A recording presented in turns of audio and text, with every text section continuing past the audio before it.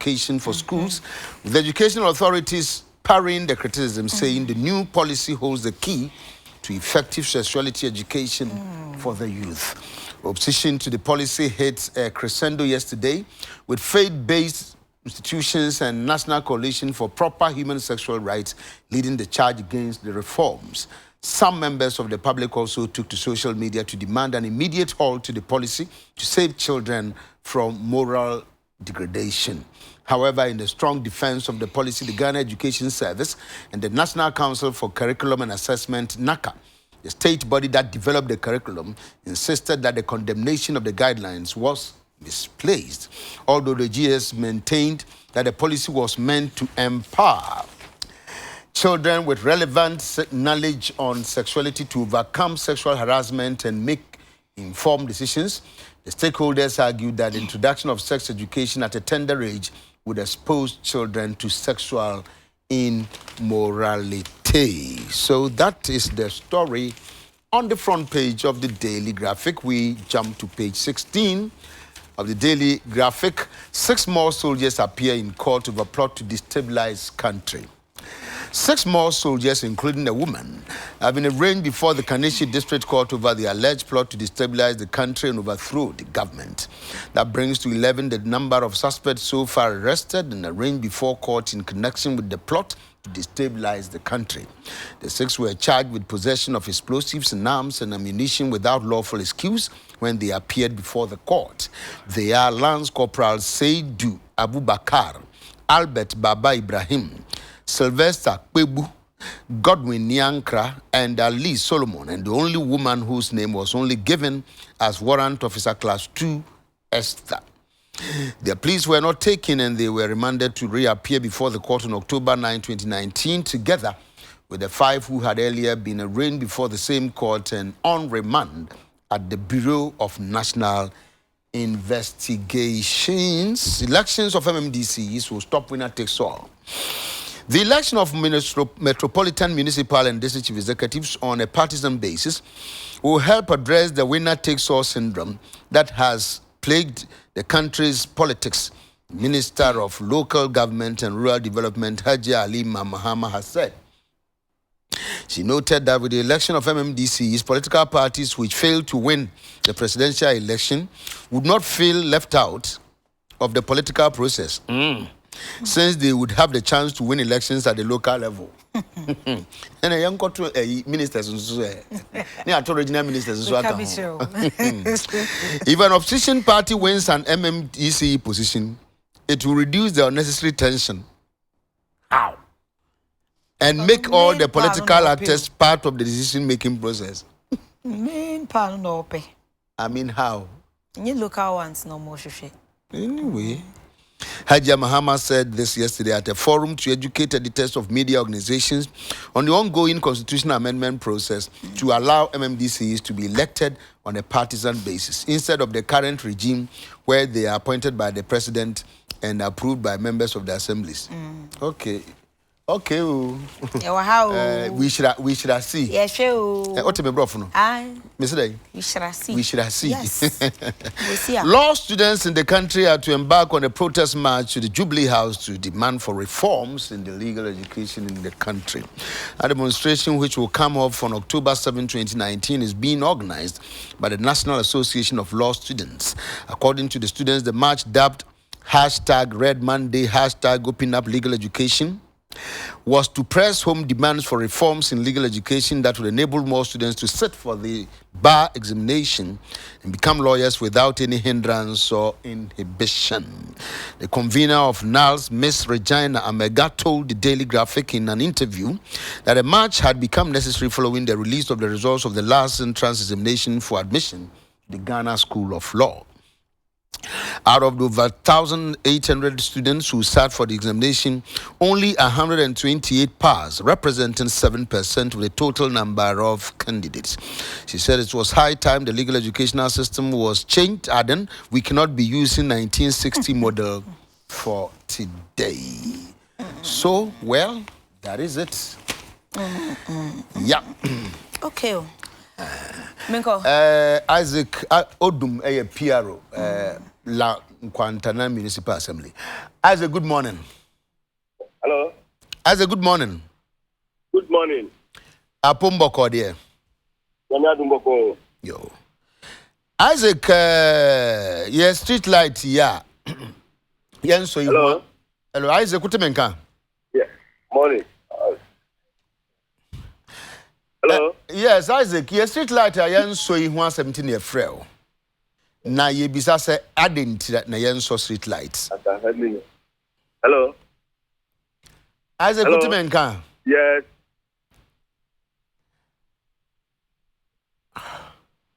The line is sweet. The line is sweet. Hello.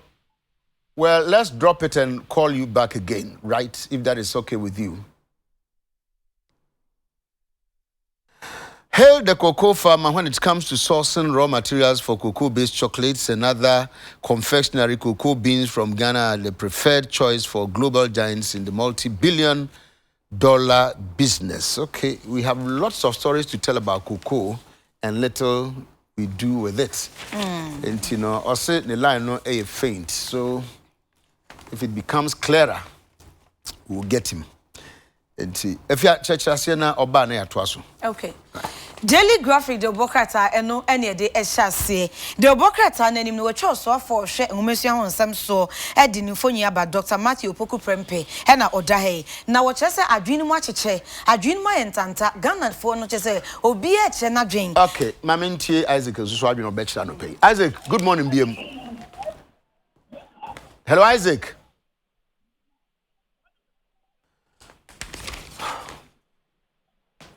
Isaac, good morning. Well, me tipi no pa, but every lines no. Kakana.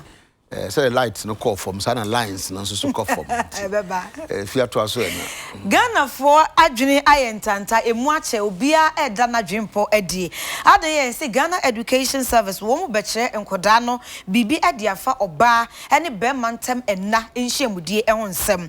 Enti wo frɛ no comprehensive sexuality education ayedi bekoso e wo schools ahora e wo Ghana fanan enyina. Na enro kra de na anu adi na trendy papa e wo social media say Instagram, WhatsApp, Facebook ni ade no. Eni eja nyasem ketwa kra. Eno manfo si na me baketwa e bia wadi mfie miensa.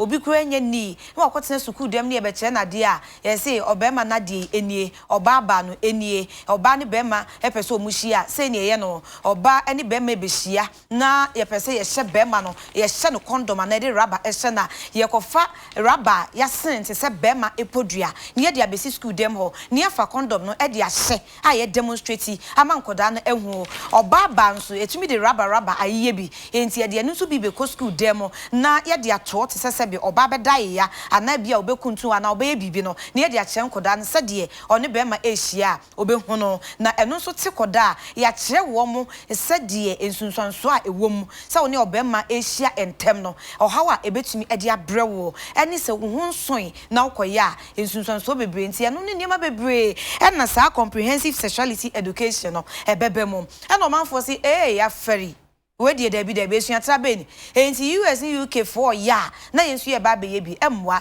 no mse hwe kra anyo mo ya say yes religious and moral education ye yie no afiri ho ene dey comprehensive sexuality education ebeba enti ene adwene mu acheche bam pam o manfo so wo mo etiase a enye yie kra enti eno na graphic de obokrata no wo de ababetu edwa enso Ghana Education Service and National Council for Curriculum and Assessment nakafo enom so ka say curriculum no ye ya ne na adena ye wo fufuo na ye nwo fufuo emesi okra na Ghana fo mefrase eno mo nkwan mo ntwen encheche mo bebre e wo ho ekwan befa so ebe yade na ebeboa nkoda ne dachi mom na enye nsunsuanso bone wo mso e wo ho enti mo ntwen ye nwe bibia ne mfa ncheche mu no emra na mbehu sanya ne bone so papa so pa ngoma so no enye nenumodenti na emom ebebem no mbehu se eni yi yo ho anamon e na yetu eno e na graphic e de aba e wo de obokrata enimu apampe e na ebohei Mere story bi okata afen to so edu ensia wo graphic de obokrata no emo na wotwe etwam ba beto dwa se nipa bi bie na ne aprosifo ne asojafo akodoa wo adan a wo mo hye kokoa bi mu ebopo so munya aban a ombetu nagu akofa oyene e de aba na yesachi sechi omo kwa ko hu akode ene enema bebre atopa ya ehu ema enu nti kwa na bi mo ye doa wo mo e obi na ifo akache na ye chi bi mu na wotwa etwam no ye boboba ye 6 say die nipa du ba akọ e na ya soa wo mo na du ba akọ no emu ensia e ya sojafo ba akọ e ye oba enti wo mo ache wo mo e de aka enuma na ye di nkan ache om dada no ho e ma ba be du ba akọ a che se ye guso a e totototo wo mo ano na wo che se wo mo asem bia wo mo edi eto mpanyifo ni wo kọ te wo mo nifo e wo kọ edi ede bo mo se nko mo koto aban yegu e na mo se kita akode ni atutia e ni atopa ya na emra makwan wo se wo mo de wo mo anyi ntom enti October busumi ya enene da edi nkan no ne da etoso enkron duba kono wo mo nyina beba bepie emra no anim ebio graphic kata fe toso dunsia wa na megyina na December bosome ne de toso edunso ye to aba ne adie yi MMDCs for no e wo Ghana fanan enyina obi abegyina e wo ne party dimo na chese atom so aba ama no ayeye na wenna panyina wo no e yosoafo hwe mpotam amamuo eni nkrase mpuntu nsem eso Hajia Alima Mahama si de opa na abami ebeboa wo ebeboa papa ama se ye to aba na NPP na wini ya se NPP di adie wo se MMDC for nyina wo position enti o say si ye two MMDCs for no so aba na NDC ni bi ko gina won party mu na owini a ebema amammu na ekoso no ewom say enye NDC na ebu o man ne de enso ne ho beto no ohun se na no bedu dwom oka ye bete enti na chese winner takes all me party na wo so me party for kwa na ya pa wo mo the MC na or district anase DC no anase MC no no kwa na ayeden o say bebo anase oba no so afa ne party for nkwa no mudi o made o da bi enye yen so sa and how is it going to and be den and the decision making no obe voice out decision making ben because at the assembly level no e nipa na egu ho na ye be assembly for no be kwa kwhia na o mo dwendwene ho so it's not going to be a matter of whether say NDC and as MPP and DC no nkwa no den no be ye ho na MC no nkwa be den wo assembly ho and o say be boa we na take so I don't get it. Then we should as well say so okay near yentu abama ministers regional ministers na just say no so who say ministers and can no be boa mo maybe there may be some because say we many reasons in there and na I don't know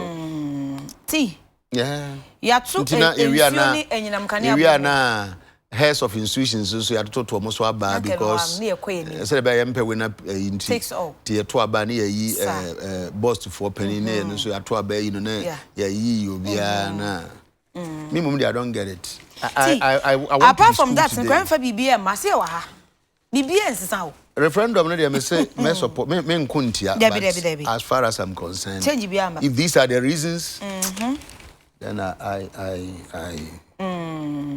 ya tu enyina munkane ani nsuo bomu una na say nsuso ebe manage yes ebe tru ye dim ebe tu ye nema na eton no mo no ebe tu okay story no wakata fento so aduo no page 20 e graphic de obokrata no emo Public Utilities Regulatory Commission PURC for SA ensuo a ye didi djuma ene enyina munkane a ye so dem no yatum na de wo mo kan se enne October busumi ya ne de di nkan ya ne mo ka sei ensuo bo ne yatum ohanche mu mienu ene achipo aduonu mienu 2.22%.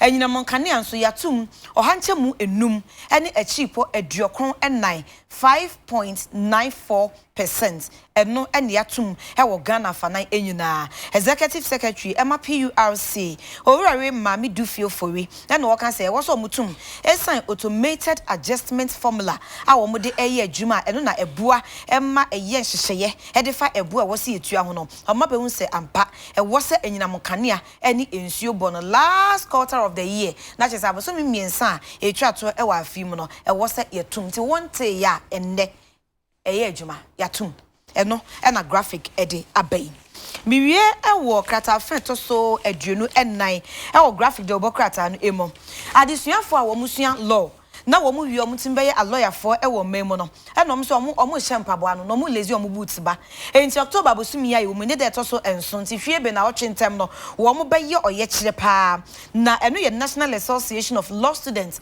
e na e ka bom na waye oye kire etise yie no mu ye chen #Red Monday #Open Up Legal Education wo mu so mu twempanyfo adwene si so say enso na wo mo kotra ye miemu den tare on be tra e be wie no na di paketu e bi okay and wo mo etwa twan ho na any Isaac you first bit manya Isaac for the last time yeah Isaac good morning hello Isaac good morning it is saying boko right Isaac observation bi aye na enim se bi a so wahunu saa edu anadwona o nam tete kwahye ba be fa okponglo ba sa electricity o presec ne ade ni nyina obedu ho lights street lights si enso kwa Race Junction wo ho na ba ho na so e na yebisa se e de ntira minim se why sa observation na and I didn't know was a banisa.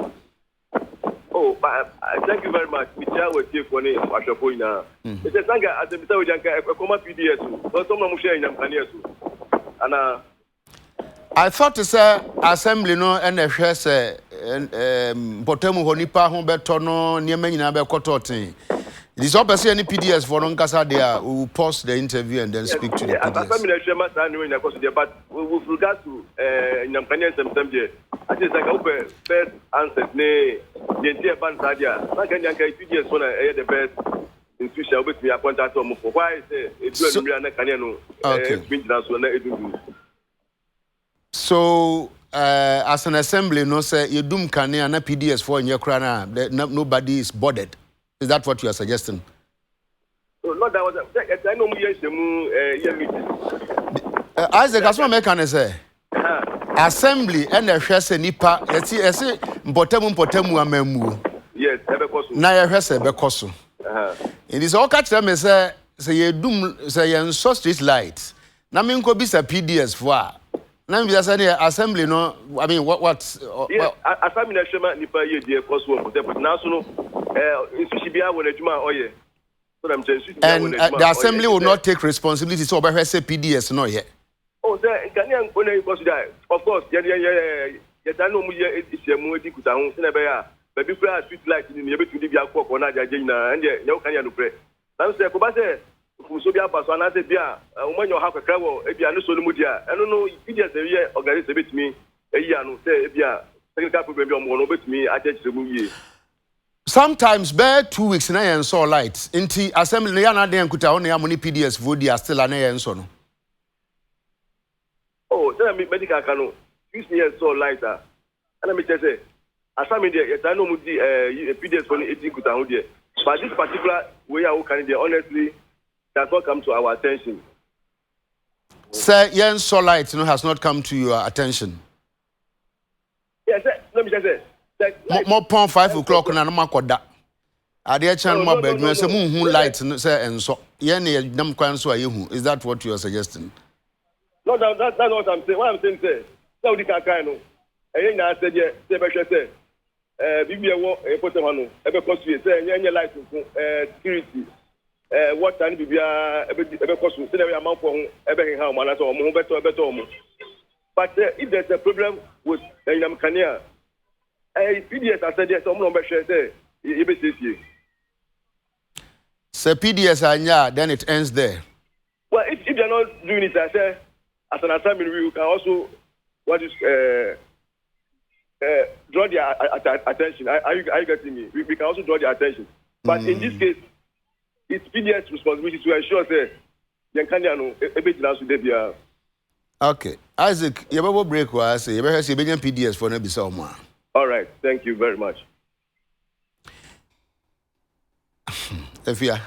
Papa. Afi wo huni ntia saa ye se yekoto aba na ho to aba ma MC ya na obey accountable to the people. Huni ntia me support this argument no. Emwa. Yes you could be a PDS for nti assembly no ho na say isum okay so if you so bad na could be some hwan. Eno so sa na assembly eno so I don't know. Na if there is insecurity in the assembly, then so you could be security for. Okay, so right. Uncle me you. Media come here. Oh, that's the best answer. No. Sir. Come here. I come square. Me uncle me. So say answer now come square. I say me go be PDS for. Sir. It's not cancer. That you to aba MC na friend obeka cho. Na say you to aba na MC ya. Obeka cho so already you to aba man say. They say there first say you to aba na MP ya. Now, okay, complain also on your agent of development. So, well, this answer has made my day. Torture chamber at Koforidua police station. Nice one there. It has made your day. I'll come square.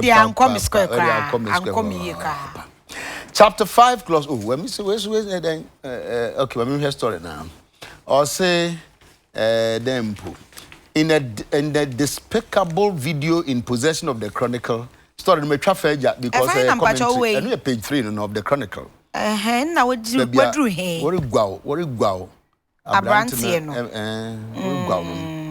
In a despicable video in possession of the Chronicle, the 2 police personnel stationed at the railway station near the Agatha Market in the New Jabin South municipality of the Eastern Region. I say, and I do not miss light and it has not come to the attention. Hey, somehow. Hey, some papa. Yeah, if you are Daminians, commit to her. No, okay. I mean, find somewhere else to live.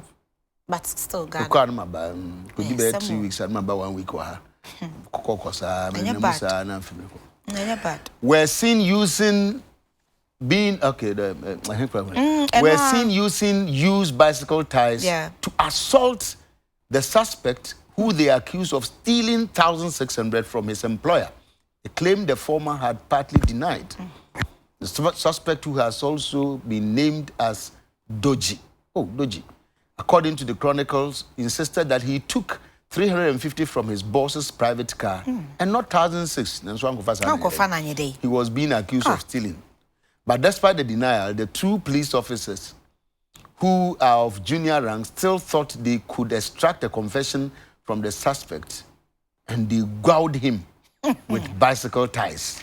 Na bicycle? Okay. And so tube no demo. And I'm with your bicycle tie. Demi huno, so much him. Yeah, no. Okay. Because I'm coming to me business and bicycle ties they made their boo. And they gowed him and you with it, yes. Evia because Hey, see, now sorry, they were jump you, okay. Am I jumping? I mean, I want to hear me. Chronicle the Bokratani. Kratafen toss me and enemy Jine. Chronicle the story be about Walker says, Oko for your police station. Police station one or baby a fair torture chamber. Not as a police station or not say, it be a ye den kumebi. Near say, had your dog or show dear, ye go watching in our papa, sir, and a Chronicle, a tree adwin essential. Now I say, please form me a new be a war, sir, police station war. One more crown, only junior police officers, only seniors, sir, and so one more and you show more 1 year as Chronicle. No, I'm on my baby who say, a brand be a yacht in dinner baho, honey dear munya any doji, a prosive way, a trap, bicycle, and a cobanumu, and I just want to guan, and you guan, sardine, yes, so what could we ne boss, our near Juma. 1,600 Ghana cedis into your bonus, not as an honam papa, and none honum to tuna or becano cray. Nana no dema welcome in answer. The all can say 1,600 Ghana cedis, nemum 350 Ghana cedis, and a uriaye, heady feet, ne boss no ecano, emo, enti. As some tea beside maybe said you to 350 no, and I need day, and no, and a Chronicle extra Genesis to say, ye check for near Duco Pie, Koforidua police station, dear, and ye, what dear Mia, his son said.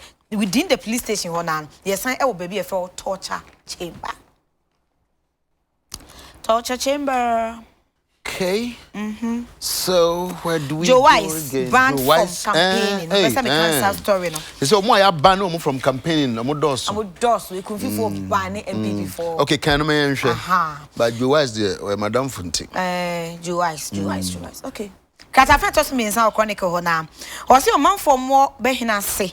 wo bekwai mpotemo no wo mo atentese kokwa ache mo mra hye bedwani wo bekwai lawyer Joseph Oseusu Joe Wise na MC owura che ibafo bekwai constituency party executives and MPP for nyina se so munim no munim no mo bom ho pem se 2020 mo besuo no ma be campaign na ombeti bi ehwia no man fon se mo ba power ya wo mo ne mo na eto abaye bibia ewieye mo yi wo mama de esefata wo mo mama o mo nsa anka enti se munim na munim na 2020 mo ba wo se mo be campaign dia ene na ebeyire pa enu achi nso om se wo ma de hie ne wo mu musuafo bebre na ewo ho a eba beto odwa se aposifo ebro wo mo eyi o ma yakayaka de eti omo fa ngudie so MPP for manka bibia amfa ho manka hwe amfa ho say be quite pleased for ebro obabunu bi wo mpotemo ema nipa no kra owuye ni din a omo de beto dwa Joseph Kingsley Ntiamoa ebra ebeto dwa se aposifo atutuo ama etuo no akoka no ofamuti nananom wo nsie dom wo say MPP for mrahye bedwani wo mpotemo MCE eni mpanyufo nyina hu se we dia aposifo tuo na aka omodi hye ama wawuei enso ekɔwi ase no wo ma anya hu bibia wo man ka hwe nso amfa nti so mo ne moto na edu abamba be campaign ame ato ama wo na prosifo ebro wade hye etututuo kumbi ema bi nso prepraje ayehwe konfa no chaire sabia na NPP for mo nka hwe emfa ho dia na kyese ha adwen 2020 mamo ma ho samo be campaign enti o ma bane mrahye bedwani no ene omanfo a wo mka ho nyina se mo bia ema A very media Mr. Debut. I win aji. Minua okuya pemini bia madam for nan. Okay. Na was sending me message. Na Mr. So. Also MC yangu beka che Pierre ni say e o mpongo fie. Mo nsi office obi. David kam kam be say enti ade kwa na e friend no je so so ne be kasa. Because bo buy wa meka bibia. Wa meka she. Ameka bibia. And then my sister Susie sends me this. So I said, Chief, why are you harassing yourself this morning? Okay. All right. Young Kasa Yemia Seth Upuku and then the word Memuha. Seth and a pay of Matty say, Washini Mame. Oh. It is Seth. Said Kafra, said the office of the vice president, Kafra, and me boni did I mention me for vice president office, especially a police phone soldier for no more. Oh, they are great guys. It's Seth, I you know that you have a tower. That's what I want to say. If ya Papa ya church mu why ene ya ntwen wo mu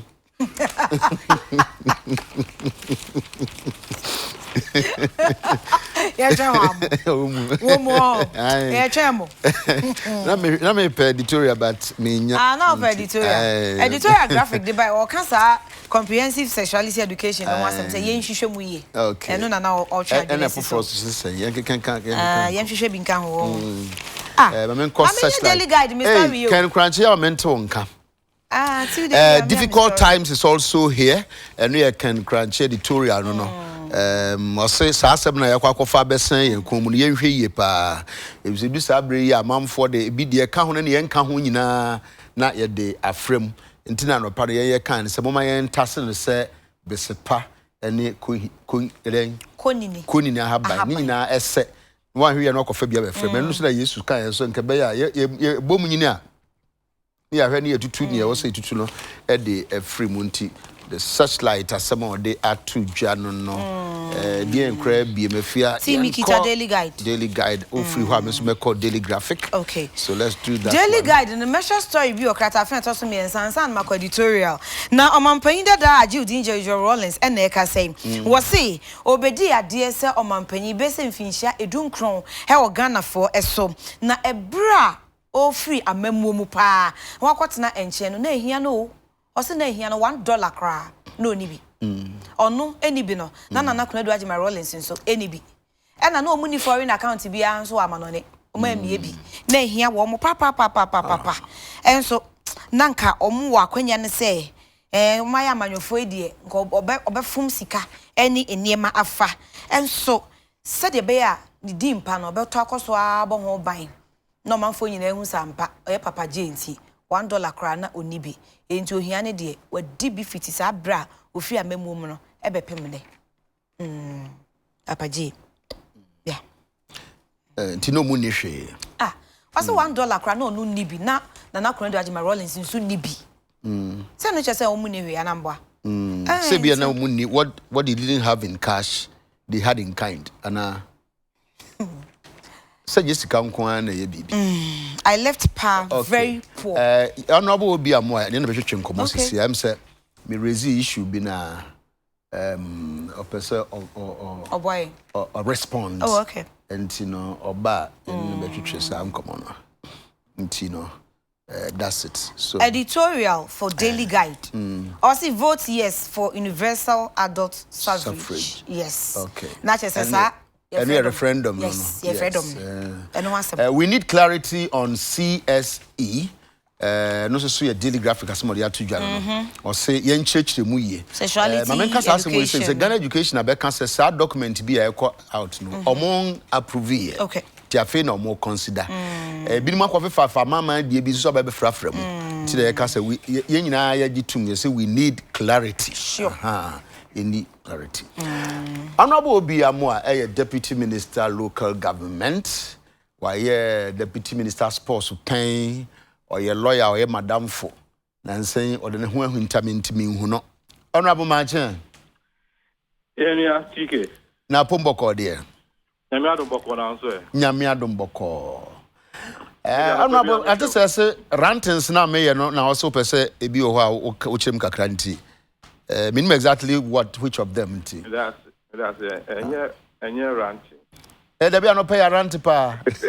Yeah, right. Me and Pebby am a show. That's it. Name me am no. Send me them a show. So I can't also do me.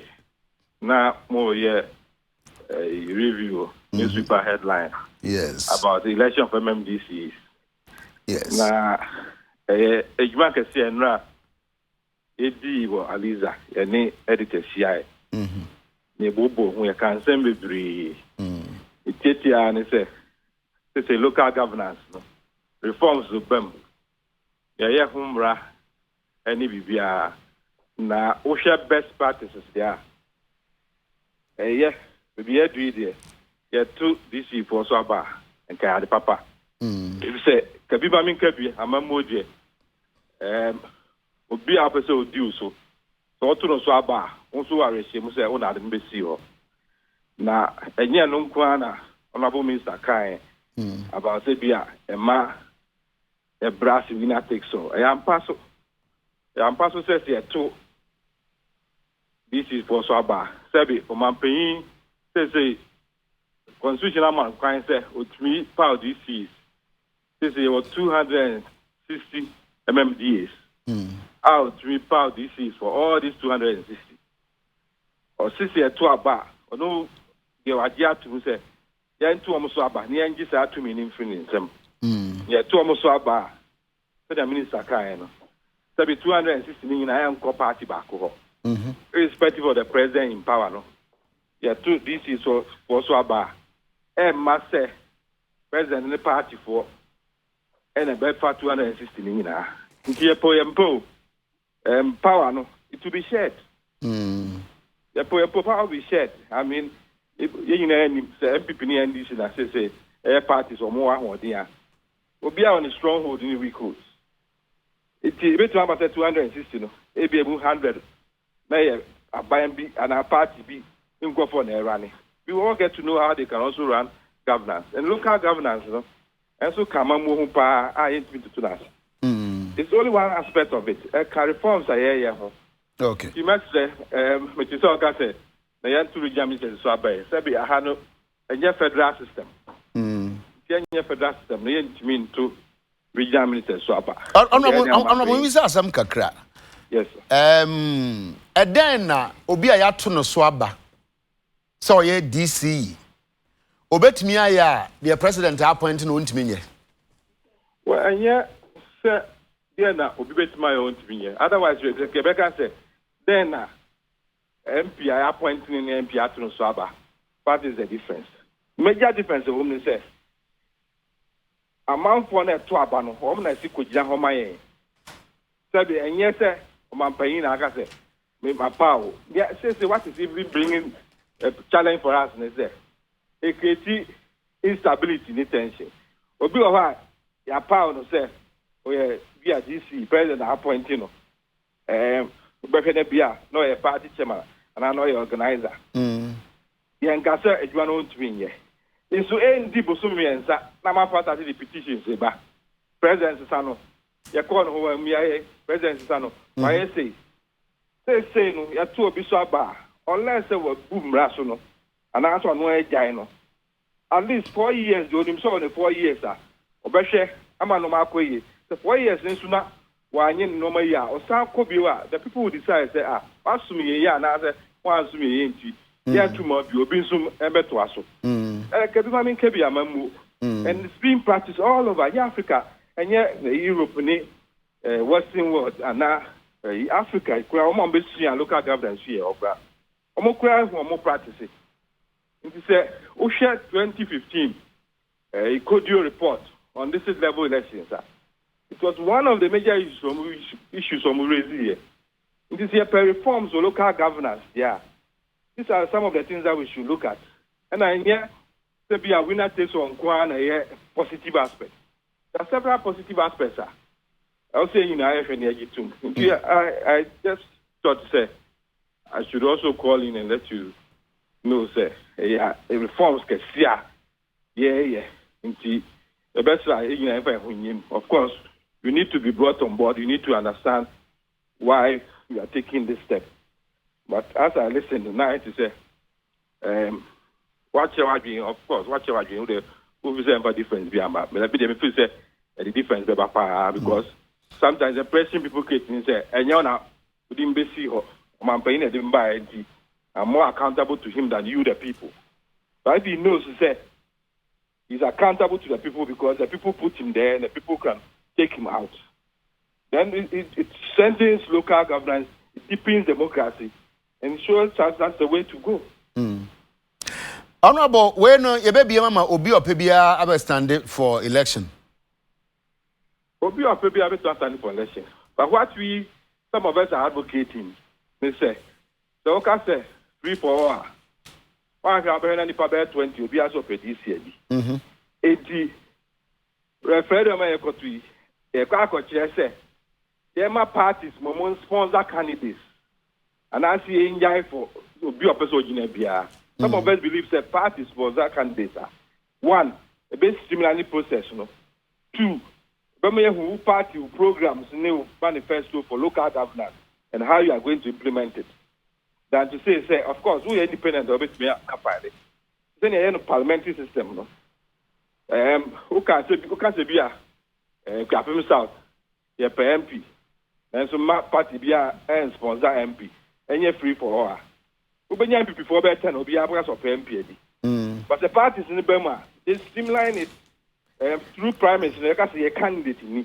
Only Ashimo who said, I don't know, Jida Homaya, a Bebwayama, near Persia, and say to my who person are independent, that nobody stops you. But it streamlines the whole process. It referendum to who have been general. Rather than that, the parliament we pass it amended Article 2431. As it say, 2 minutes from a paying am I up to MMDC Swaba? Then that will be the first step. You can referendum now. A referendum is the young what you say parties in sponsor candidates and now some sponsor candidates. The 40%. About 12, 75% G2. Like I say, parties with mass sponsor candidates.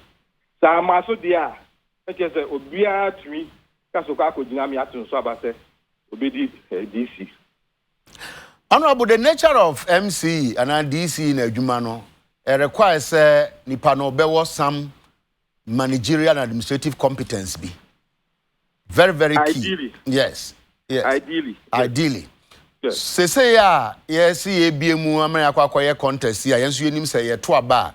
it me kura to abana could do say not nipa economic competence ne here just because so you are aligned to a political party be.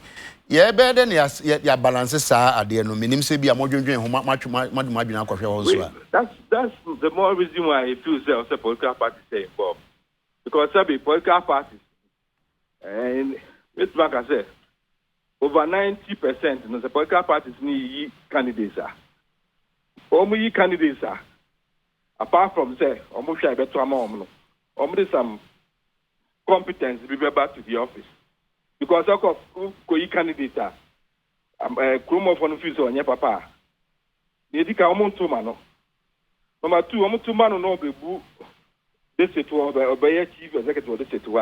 Na mama na nkoso because the muna mko yi ni buy. Be good party to create any mass. That they bedum kaso sikafo no mko parliament. Sabe bimbe parliament yenye sikafo. But kakra enim any bra abontina party no etwi pian say yen ko nko ja party na nem yen so ko kan bi parliament. But parliament a ko be bre wo ha utwi so munim bia ne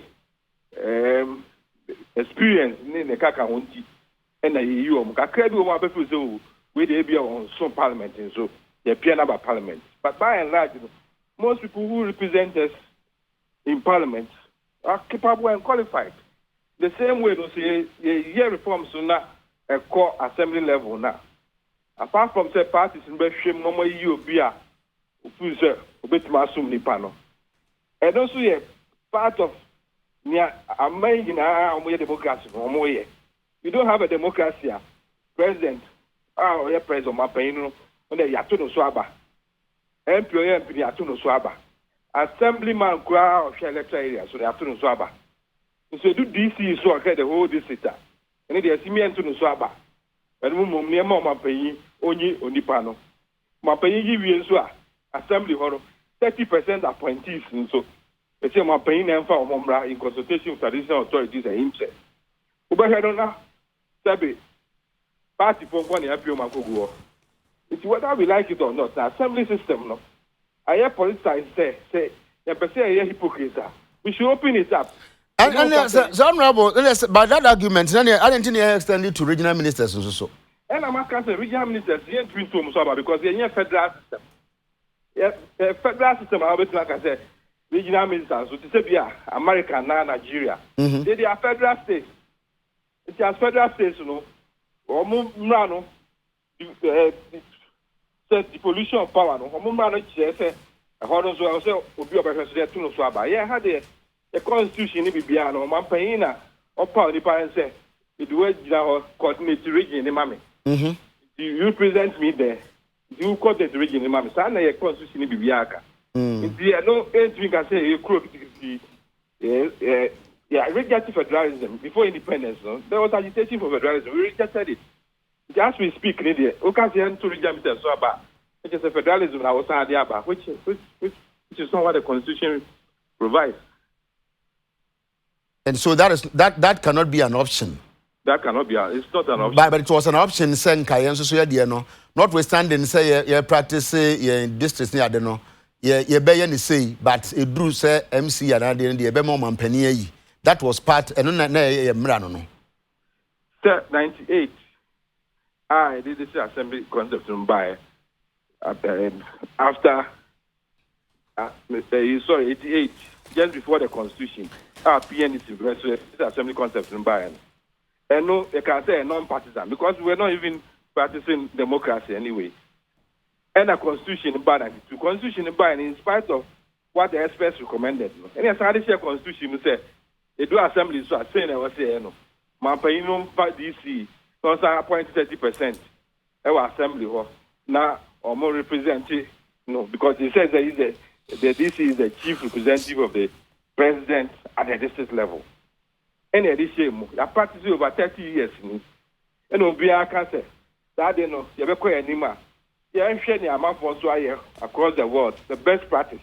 Near who say, the accountability, and it's deep democracy there. Nipa na share so this is one. Yen to no so swaba. Ya to no swaba, wa nipa ni siwa, e yin ale ato ama no. 4 years so no why if you say you so in your ya. The best to no so aba. No be a chenadwin. No be a chenadwin or nya majority. He goes on to run the district. I see. Honorable, I would have wished that be our honey because concerns be brave a bit free with Simba. But answer now, Becona no pay me dim komobi. Mene la Quantanan municipality, Pierre or hot chain como. Now, me complain, they said lights are a war, street lights are war, if you pung luho qua, be frab Madina, Zongo Junction, Echo, Riz, Honina. Sometimes you better say 2 weeks and so that. Me friend no ebisa no the first answer was that no is assembly and I was say PDS for. Na minim say assembly ya sa na man no concern and ya de omo hwe so ho.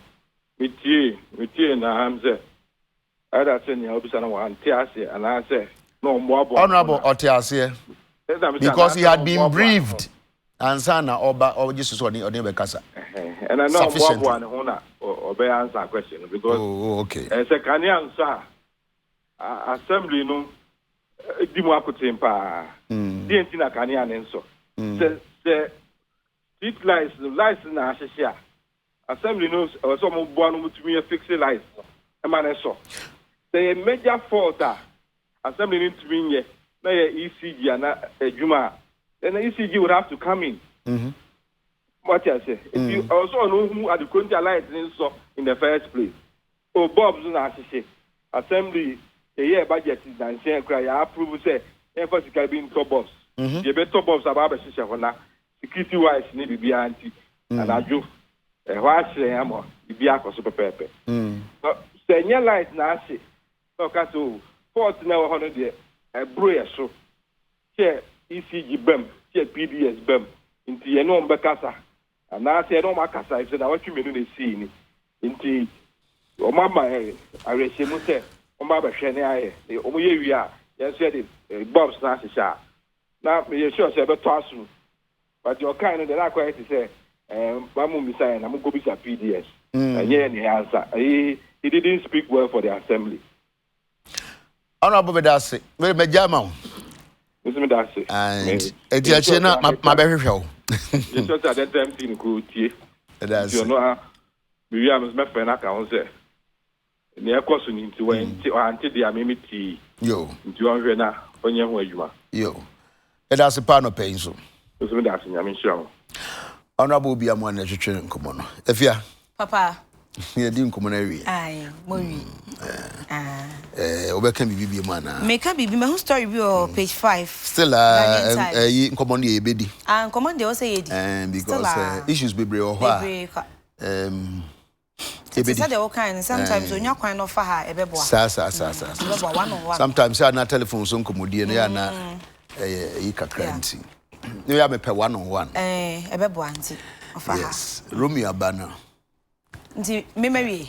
Minim this where we are. And tentina me be saying. Sir, and so it's Ureka. Me wa African News Bureau. Okay. Katafe to enum Ghanaian Times. Ghanaian Times says say Nigeria. A mapping for Makumaku edunkron 19. Eni ya ji wo mo amomenya mo fa hudie. Na ye so wo makogu baby. A che say wo hwe baby ye du o makoshe na omo ni omo ho. Nti omo frɛ ne baby factory. Ye du o makogu ho no. Eni yama mema beto omo na no mu nyina nyenyem ni akampe omo. Enti se obo modin na wo a owo be ma ye ton akoda be ma no $1,400. Wo abayo a ya ton no $830. Was we enye bibia ehun kwa Nigeria o e koso pa baby factories e koso papa e wo ho enti wo maduadua ma e no makoje e mapping for dunkron no e de free enipa bonefo a wo mde wo mkosie no ensem na wo chirema wo se wo ma wo mo e hye no ya chibi nanso main suspect na nkasa de apolisifoɔ nsa enka no na last year afrase a apolisifoɔ mo Nigeria keka wo mo no wo mko peace a baby factories ni bi no babies mako oha aduosia 160 eni etumi gi wo mo nyina na de o man nansen ye die omokoye no babies 4 eno mutumi eje wo ma enne Ghanaian Times the obokrata na ede betu dwa so Lagos ne Nigeria ne important mo de wo pa wo yo abayo e ba be dada osisi adwuma bi apie be ma wadwuma e betu a ka se wo boaboa e du nya koro akunkuro ni a che wo se madam unya mpie yo eji se wanyema wo awiansa ame age akoda na ton enti eno enkoda ho adwadie e na ekoso Nigeria ende Ghanaian Times the obokrata wo de betu dwa okata fa etoso enum if you have a some dedication been after you and my room you know twas so Charlotte Usu, Mrs. Charlotte Usu, you are the wife of Nana Kofi Usu. Nana Kofi Usu is national dietitian. I call him lecturer, TV presenter, dietitian. Nana Didi Nyankwa. Your wife's birthday, yes, Mrs. Charlotte Usu. And your husband says that your birthday falls today. And I should wish you a blessed, happy birthday. May God bless and favor you with good health and strength. And then he says you are indeed too many, much more for him. Who else? Okay. Catherine Asari of Achimota Preparatory Class 1 teacher. From Julia Muzu of Forestry Commission, Madam Catherine Asari of Achimota Preparatory.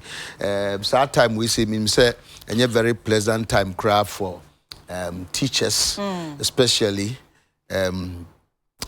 Niamana. Yes, so much church, no say. And your pleasant times, Mom. Oh, yeah, me tell you, teacher. I can't do man home. I can't do man home. I can't. Romeo dedication. Dedication. Oh, why not? Why not? Romeo, why? Oh, no. Me ba cha tari ehye me if Adekye collection. Adekye collection e wo su papa ye chi ho a e na wo mo ewo. Omo de ntare ne foforo bebre aba efe pa. E te se de ehye me ya for all occasions. Okwa ombema wonso ho ayefe. Omo e na ehye me atare anopai. Miti kama nso CK56 Beauty Salon Achimota Kingsby Runabout eho na CK56 Beauty Salon ewo we wake up eche nti me bra mitumi yi na ba bia me ko bia nso at any given time mitumi fa e de hyemti style bia me pese me ye no bia metumi so aye no ama no aye fe nti ene won se mabobo achi ni kakra fine nti at another different time metumi yi ni nyina egu so se se de kakra e show e wa he nti mpa chow we your ba fa ho na omo siesie e ma ho enye fe e da omo ase ti na sanka boy Food and Drugs Authority njintum where management of that white group FDF for adia to o ma hye bia hunu say Romeo it's say what's happening Enra Manchester money Arsenal what happened there 1-1 final score okay 1-1 okay be share there near draw and what's happening today? And then Champions League. UEFA Champions League. Yeah. We are defending champions. Are we playing? I don't know lose here. No problem. So what are some Pochettino catch the club no? Or say I don't know. What I friend is saying. Ancelotti. Or catch the club say. So we share Napoli. Now Belgium. UEFA Champions League. You know, more money real. Oh, but sure, sir. Oh, sure, sir. Oh, now almost share any winning. Yeah. So we are now on our way. Madrid ne Club Brugge. Okay. Omobo. Some of them mobile last week. Mobile home kakra. Nah. The best share. Oh, share the Mobile. Yes, we both. But we shouldn't forget say until say you be boy we know. Na hand the trophy na mo obi no. Yen ye UEFA champions. Yeah. You get what I mean? Yeah, I get what you mean. That alone no ankasa kra no ye. And then also share league yasi we are the only team who be an share yen. 7 matches on. Who be an share yen. You more draws so that be. It's win. Samunya nsia omo behamo. Oh, to say why? Manchester United. Oh, please. This time. Please. Pacho bebre. Me pacho pi. Why? Hey. Me pacho pi. Le poupa ni. Pacho pi. Hey, emrasisa. Pacho pi. Tike emrasisa. Oh, nasa sanda bia. Nasa as a sign a bar, as a sign ya bar ye did. No, that's how football is. Yes. Read them nasa. Tiki. To as well. Say Kotokonsuko Lucia. No problem. And your coach ni say more level. Yeah, you go track, you pick green track. The one you pay. Yes, you know ya drink.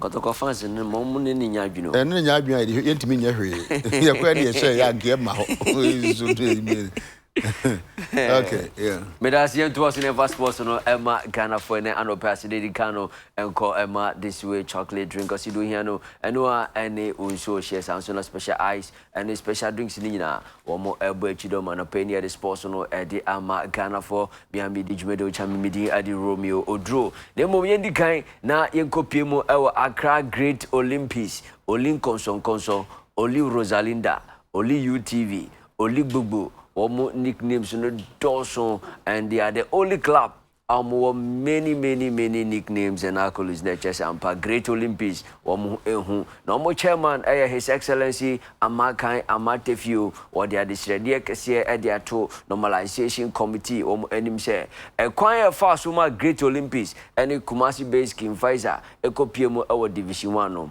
and Chaye in Tebeya and na Pepe and 2 years in a bear. Womo ekum omakuma ebetimi atomo yem no mo omo ebom paise division 1 on 1 womo entimi and qualify and sambe piemu award the premiership UTV Sports and His Excellency Amakai Amatefio Edinkomo are the issues which confronted Ghana football, particularly as those issues affected Accra Great Olympics and King Faisal Football Club.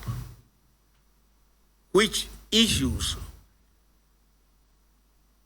provided the reason for these two clubs to go to court to seek justice. Now, Accra Great Olympics suffered tremendous injustice in this country, and I think that it will help the image of the Normalization Committee to pass on a mantle of even playing field, clean up the injustice, wipe out the wrongs that were done to these two clubs that compelled them to go to court. And they must do this in the spirit of goodwill. They must do this for which they should be remembered. If nothing else emerges from the interregnum, for the time that they came in, for them to leave a legacy of goodwill, to clean the slate and give Ghana football a clean start again. That cannot be done if these two issues remain, if this injustice remains. Edueni Adesredia His Excellency Amakai Amatefio wono edi ato Normalization Committee enim se na be ombetimi hwe na ombetimi asiesie na Olympics ene King Pfizer womo enyo mo fa ho de we ene sema wode ato UTV Sports enim na no pede Emma Ghana fo nyina na yenkopie mu wo lawyer George Ankuma Mensa oye GFA aspirant wo pa kire se wo ba enema ebesisa ewa Ghana football mu na watwi ewie ayekopie mu ewa Nima Emirates Arena enso abepie mu ewa my Ghana yewo Wembley Sports ayano ewo Kotobabi siade Emirates Arena enso aba mini AstroTurf ani nyina eboa na football enso afane ntomapa efra wo so ba ebe a thing of the past ebe doso ewo ye various community UTV Sports and a lawyer George Ankuma Mensa enso edinkomo. Only the kind of development I say expected because we have a deficit of infrastructure since starting here. Yes, I'm a friend of mobile. And you know, I think that everybody who has money has some capital who wants to put it in football. Only BBC na Ghana football in this kind of motivation here. for the new kind of face of football in Ghana. And you know, Yadanasi. Mofrana Wahana, they will have a good use of these premises. Ebe Isra, Ama Nima.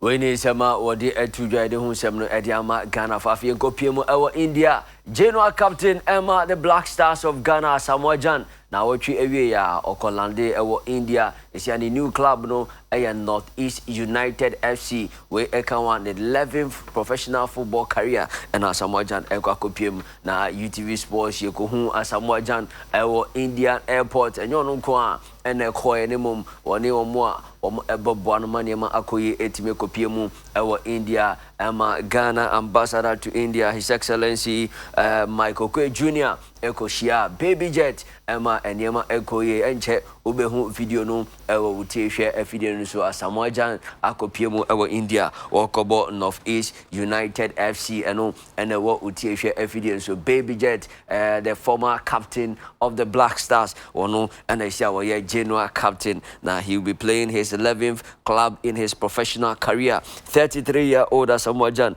the near Japan or say mra Okopiemu ewo India ne dia obabua senebe India womo Super League no and so ebetimi afan ntomapa efra enema ebekoyi ewo India more Ghanaian players already know womo ehye India ebo humodem pa na isia de Ghana general captain Samoa Jan wakako add up to the numbers ewo India awokohwe senebea enema ebekoyi edi ama eyo no enempo the club awokusia kan edi ama the Northeast United FC Samoa Jan abo Premiership before wasa abo UAE Omo League Al Ain former player na chese no modembo eso no akopiem ewo China da akobo the Chinese Super League wakopiem ewo Turkey abo Turkish League ni bia Europe Italy abo Udinese chese dema ekoye edema Baby Jet siade the new career challenge Northeast United FC and what India Samoa Jan kwakosia kan edi amomo na wotwe awie ya enokopiemu ewo India empenfo ebihia no fefefe I say Baby Jet anya new club wokosia kan edi amomo. I'm looking forward to